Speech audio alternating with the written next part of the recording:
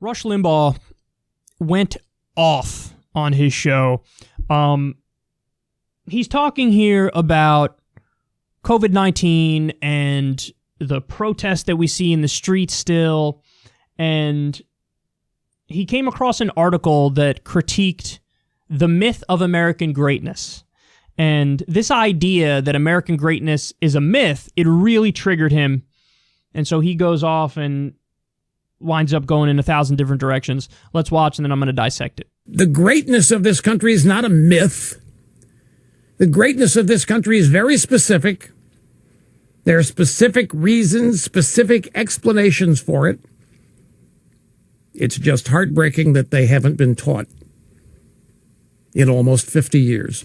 We've lost 2 generations to the public education system, which then enables some doomcough like this guy to write a piece saying America's national greatness myths are shattering. Should they survive? Can they survive? Here's the subhead. Rather than restore some idealized, jingoistic version of who we are, let's use this painful moment of self-doubt to remake the reality of America. Speak for yourself, buddy. We who love this country have zero self-doubt about it. None. Let's use this painful moment of self-doubt to remake the reality. How about we use this painful moment of self-doubt to vanquish the American left? How in the world can anyone with any kind of intellect at all look at the United States, see its role that it played in the establishment of human liberty and freedom, and want no part of it? Well, obviously, people to whom human liberty and freedom are a problem. Now, to communists and socialists, human liberty and freedom, free choice, that's a problem. The state becomes the repository of all freedom. The state determines who can do what, when, where, why. The state determines who has what. The state determines who gets what. But how in the world can, I ask myself, how in the world can otherwise intellectually qualified people not value the concept of individual liberty and freedom? And yet, people who are leading this anti-American movement are of exactly that frame of mind. You take out the United States of America, and you take out the United States economy, and you have set up your precious globalism and world government because you are creating worldwide poverty and thus worldwide need. And when you, the global government, or whoever you are, become the provider to those in need, guess who you own? But none of this could be happening if it weren't for the fact that the United States is under assault and being taken down on the basis of a pack of lies. It always has to be that the United States is under assault with a pack of lies. It can't be that there are people in the country who ideologically disagree with Rush Limbaugh, and so they're laying out what their vision would look like. No. In his mind, that disagreement is the United States of America is under assault with a pack of lies. What lies? What lies? Well, he's pretty clear throughout the whole thing. He views an article that talks about the myth of American greatness. He thinks that's a lie. It's a lie to say that it's a myth that America is great. It's so amazing to me that, you know, Rush Limbaugh and a lot of these people on the far right, they fancy themselves as like, we tell the uncomfortable truths, bro. That's what we do. Facts above everything else. You know what I'm saying? Like Ben Shapiro, facts over feelings, bro. But then their feelings override the facts whenever somebody critiques America. And notice, when a lefty critiques America, it's because you hate America. When a righty critiques America, it's because the right-winger is obviously trying to make the country better. Trump criticized the U.S. viciously all the time. Make America great again. Because it's not good now. We got to make it great again. Somehow when he critiqued it, well, that's just because he wants to make the country better, duh. But when a left-winger critiques it, you want to destroy America. This is a guy who believes in American exceptionalism. And American exceptionalism is definitely a myth. Look no further at the fact that we have 150,000 people who just died from COVID-19, and that's steadily rising, and our cases are rapidly rising as well. And other developed countries have handled this way better than we have. So you can't just close your eyes and cover your ears and go, "Ree!" whenever somebody points out that we have done things that are objective failures. You can't do that. That makes no sense. But that is what he does. You know, the whole point of the article is American greatness is a myth. Look at all these indicators that prove that American greatness is a myth. He's like, how dare you, sir? He says the public education system has failed 2 generations of kids. And his argument is that, well, they're indoctrinating them with anti-Americanism. They're definitely not. But the picture painted of this country in public schools is a hell of a lot more nuanced than what Rush Limbaugh wants to be taught in schools. Like, I would like to ask Rush if they teach the history of America and they teach that we had slavery in this country and that we did the Native American genocide in this country, and we did Japanese internment, for example, and we did torture at Guantanamo Bay, and we waged an illegal war on a country that didn't attack us with Iraq. If they talk about that, would Rush be against that? Would he say, you're not allowed to talk about that because it makes us look bad? Or would he say, let's talk about that, but put a positive spin on everything? Like what?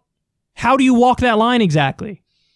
But to say that the public education says we lost a couple generations of kids, why? Because they learned more information about the country? If anything, I would argue it's still probably ever so slightly biased in a more pro-America direction, not like an anti-America direction or a truly objective direction. Listen, I'm not saying everything needs to be taught as America's bad. No, but you teach everything. And yes, you can do value judgments when appropriate. I think one of the best things in this country is freedom of speech. You could talk about that in a positive light. But I think it's pretty bad when you talk about the history of the Native American genocide and slavery and Jim Crow and all these other problems.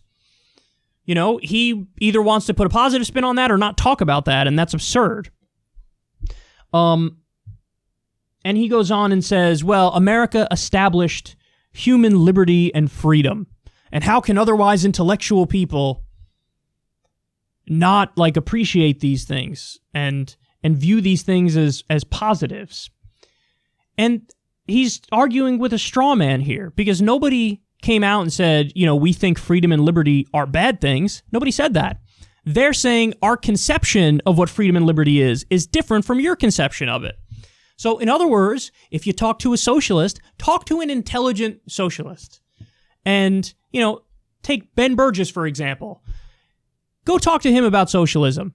And he would probably make the argument that, no, actually, the reason I am a socialist is because I actually think it gives people more freedom and more liberty.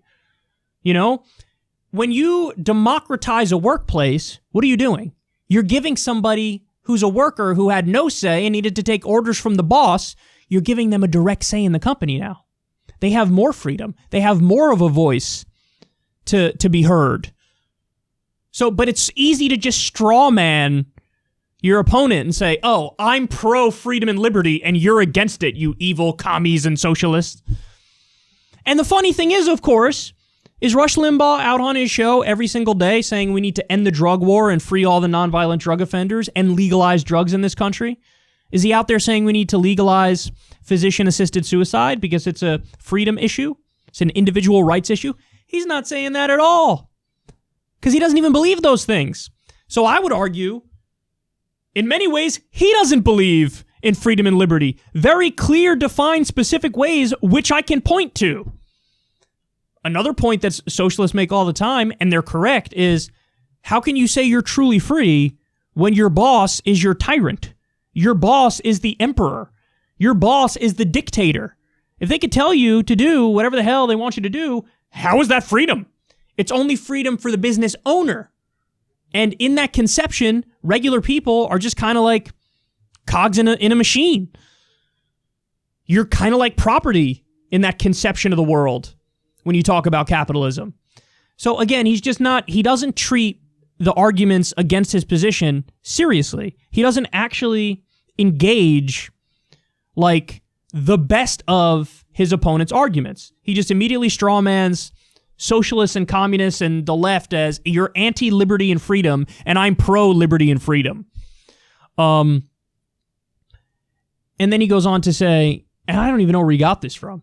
Oh, what they're trying to do, presumably the protesters, is set up globalism and one world government. Okay, but I'm sure if you go talk to the protesters in the streets, I mean, maybe some of them would say, yes, that's what I'm working for. But that seems like, if anything, even if people are for it, it's a project that's way out there in the future.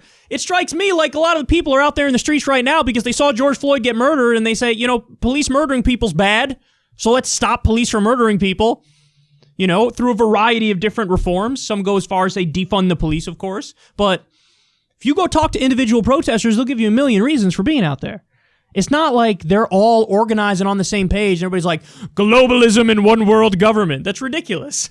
Again, it's just a straw man to scare his audience. Therefore, the United Nations telling you what to do. That's what they want. They want globalism and one world government. And then he goes on to say, without the United States, if you have this globalist system, there would be worldwide poverty without the U.S. leading the world. My dude, I don't know if you've been keeping up with the news that's been coming out, but there's going to be 40 or 50% of the country that can't make their housing payment.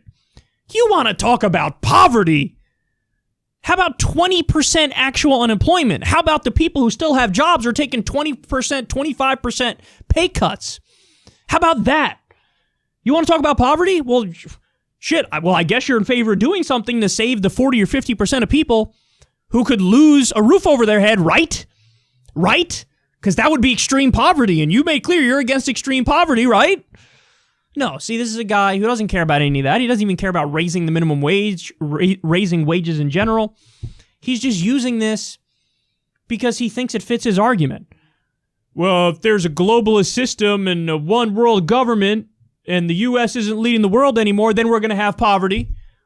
With the U.S. being the world's sole superpower, we're leading the world right now. There's extreme poverty in many places, including in the United States of America, where, by the way, there are some southern states, I don't know how many of you guys know this, there are southern states where third world diseases are making a comeback because the infrastructure is so woefully inadequate. Because they don't have proper plumbing, for example. And this guy's talking about, we might have poverty if the U.S. doesn't run the world. What about the poverty we have now? What about the 30 million people who lost their health care under Trump? What about them? An old breed of conservative. This is their last gasps for air. The movement conservatism of Rush Limbaugh. Because as you can see, it's deeply unserious, unthoughtful. It's just completely reactionary, totally built on strawmans of his political opponents. And I mean, I just think this is such a good example of it here. He took COVID-19 and he took protests in the streets to argue that the left wants one world government and they want it based on a pack of lies, and they're indoctrinating people into pushing for globalism and a one world government. Let's start with the basics, bro. Let's just raise wages and make sure people get health care. Can we start there? I asked that question, but of course he would answer no because he's silly.